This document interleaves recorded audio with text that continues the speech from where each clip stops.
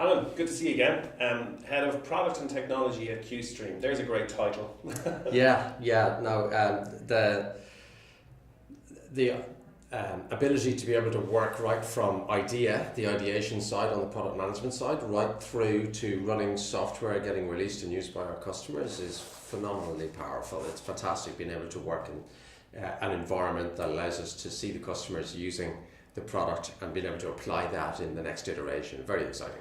So you guys work in a very agile fashion. I can't imagine you plan too far forward. You plan, 3-4 months at most? Would that be fair to say? Yeah, so we have different planning time horizons depending on what we're doing, but the actual code that gets cut on a day-to-day basis, the decisions that lead to that code getting cut are very, very close to the code getting cut. Yeah. Right. So it's important, in fact it's essential that even the business related decisions that get made from a product management area, like a product owner or a product manager, are right beside the team, and that those decisions happen on a day-to-day basis. But you've worked in much larger organizations where planning cycles and portfolio thinking and so forth would say that, well, we really need to have a 2, 3, 4 year plan, and this annual budget, we work towards this annual budget from probably 6 months prior to the start of the year in which the budget.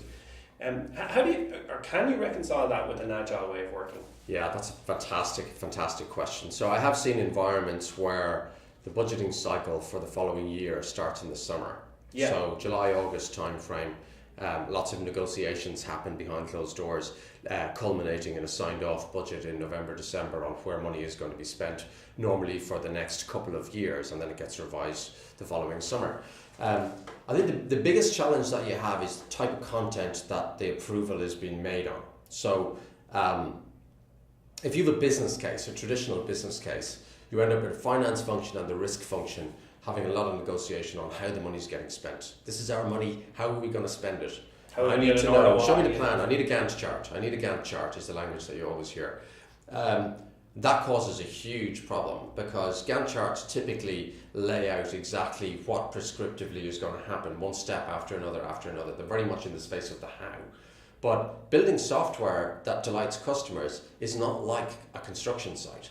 It's not like something where you have a big plan laid out that's on a big sheet of blueprint that you can just go and build it. It's got a massive level of volatility. The idea of working in an agile environment is that you've got an ability to respond like a hare to be able to dart and avoid the fox. That's very, very different from the tortoise with the tough shell who's just going to go from A to B methodically with no change. I think that's probably the biggest difference, is that the volatility in your environment and with your customers, you need to be able to respond to that. You cannot do that if you're putting in place a prescriptive plan that's going to change from the day that the ink is dry. But I think that I accept what you're saying, but presumably finance and risk functions, if they trusted just to the outcome, it could work because the engineers can connect, particularly in a B2C type environment. Yeah. Yeah. So where does it tend to, where does that tend to come in? So the solution is that if they shift their language towards the outcome and say, I have trust in how you're going to get there, I'm going to leave that with you, and I give you autonomy over the how. But we're going to pursue the following business outcomes, and then we will release funding probably on a monthly run rate basis, and we can review on a quarterly basis, on a monthly basis, whatever cadence works for the organisation. And that cadence will be actually governed by the level of volatility, the level of uncertainty and volatility around the environment that they're working in. Then as long as they stick their business cases to outcome-based language, it can absolutely work, and you get this freedom for decision making to be made close to the guys cutting the code on the ground, at the same time as achieving the business outcomes with a low level of risk for the CRO and CFO. But that calls for trust.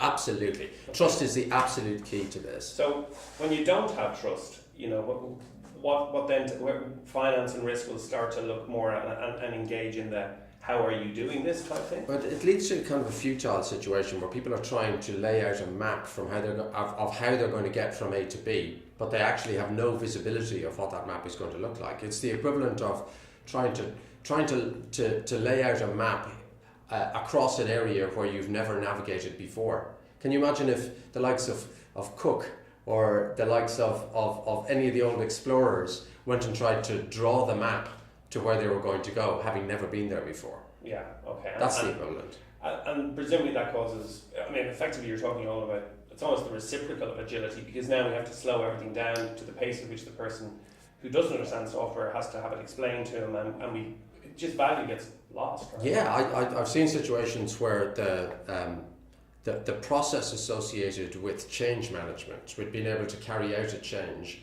has been in excess of the cost associated with, or the duration associated with the change. So if it takes you a week or two to ratify changing a plan, and the changes occur multiple times per day, it's going to be very, very difficult to make progress. Yeah, That's the reality of today's world, though. It is indeed. Alan, thanks for that.